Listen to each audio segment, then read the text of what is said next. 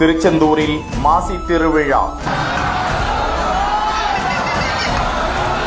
திருச்செந்தூர் சுப்பிரமணிய சுவாமி கோவிலில் மாசி திருவிழா கொடியேற்றத்துடன் தொடங்கி நடந்து வரும் நிலையில் திருவிழாவின் 8ஆம் நாளில் அதிகாலை 4 மணிக்கு நடை திறக்கப்பட்டு 4:30 மணிக்கு விஸ்வரூப தீபாராதனையும் 6 மணிக்கு உதய மார்த்தாண்ட அபிஷேகமும் நடந்திருக்கிறது.